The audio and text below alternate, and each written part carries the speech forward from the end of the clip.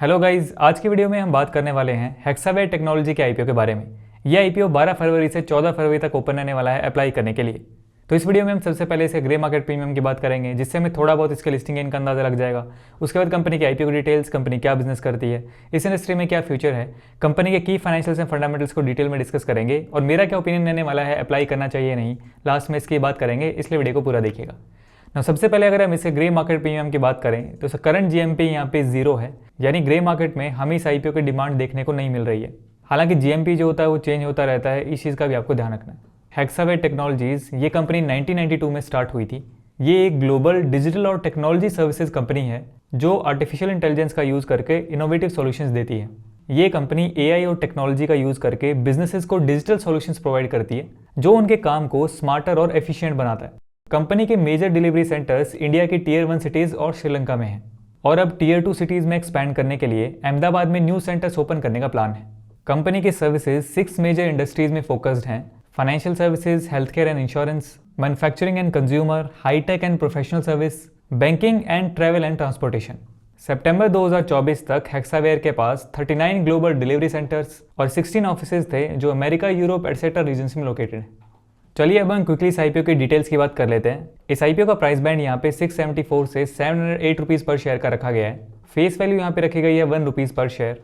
Total issue size यहाँ पे रखा गया है 8,750 करोड़ रुपए का और ये पूरा का पूरा यहाँ पे ऑफर फॉर सेल होने वाला है। यानी इस इशू से जो भी पैसा रेज होने वाला है, कंपनी के पास डायरेक्टली उस पैसे का एक भी रुपये नहीं जाने वाला। प्रमोटर्स जो अपनी होल्डिंग सेल करने वाले हैं उनके पास ये फंड्स का पैसा जाएगा।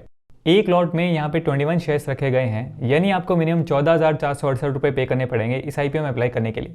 इस आईपीओ की जो टाइमलाइन होने वाली है उसको आप यहाँ पे स्क्रीन पे देख सकते हैं। 19 फरवरी को इस आईपीओ की लिस्टिंग होगी और आप 14 फरवरी शाम 5 बजे तक इस आईपीओ में अप्लाई कर सकते हैं। चलिए अब हम इसके फाइनेंशियल्स की बात कर लेते हैं। सबसे पहले अगर हम इसके एसेट्स देखें तो एसेट्स हमें यहाँ पे इसके अच्छे दिखाई दे रहे हैं। FY23 में कंपनी के एसेट्स थे यहाँ पे 7,200 करोड़ के आसपास। रेवेन्यू की बात करें तो रेवेन्यू भी यहाँ पे ठीक दिखाई दे रहा है। FY23 में कंपनी का रेवेन्यू था यहाँ पे 10,389 करोड़ के आसपास। प्रॉफिट आफ्टर टैक्स की बात करें तो कंपनी ने ईयर ऑन ईयर यहाँ पे प्रॉफिट में ठीक ग्रोथ दिखाई है।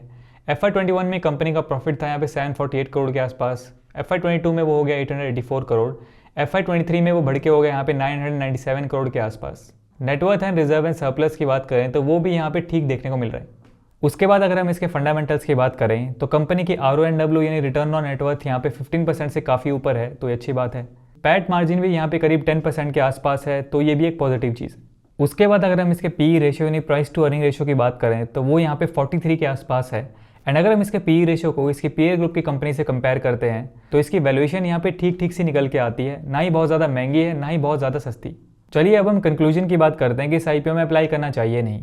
देखिए, मैं अपना ओपिनियन शेयर कर देता हूँ, बट आपको कोई भी डिसीजन अपने अकॉर्डिंग अपना एनालिसिस करके लेना। लिस्टिंग गेन के पॉइंट ऑफ व्यू से बात करें, सबसे पहला हमारा पैरामीटर आता है इसका जीएमपी। तो जीएमपी में जैसा मैंने बताया अभी इसकी ग्रे मार्केट में कोई भी डिमांड नहीं चल रही। सेकंड हमारा पैरामीटर यहाँ पे आता है इसकी एंकर लिस्ट।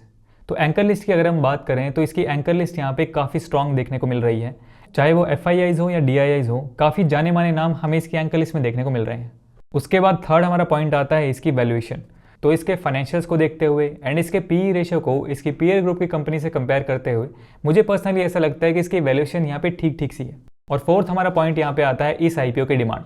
तो देखिए, एक दिन इस आईपीओ को ऑलरेडी ओपन हुए हो चुका है और अभी तक कुछ खास डिमांड हमें इस आईपीओ की देखने को नहीं मिली है। तो ओवरऑल सारी चीज़ों को देखने के बाद पर्सनली मैं तो फिलहाल के लिए इस आईपीओ में इंटरेस्टेड नहीं हूँ। बाकी आपको अपना डिसीजन अपने अकॉर्डिंग लेना। आगे देखते हैं इसका जीएमपी एंड सब्सक्रिप्शन वगैरह कैसा रहता है। उसको मैं यहाँ पे टेलीग्राम पे टाइम टू टाइम अपडेट भी करता रहता हूँ, वहाँ पे आप ज्वाइन कर सकते हैं, लिंक आपको वीडियो डिस्क्रिप्शन में मिल जाएगा। आपको इस आईपीओ के बारे में क्या लगता है, आप क्या करने वाले हैं, कमेंट सेक्शन में अपना ओपिनियन जरूर शेयर कीजिए। आज के वीडियो में इतना ही। वीडियो पसंद आए तो इसे लाइक कीजिए। मेरा नाम है सुनील, मिलते हैं नेक्स्ट वीडियो में। Thanks for watching.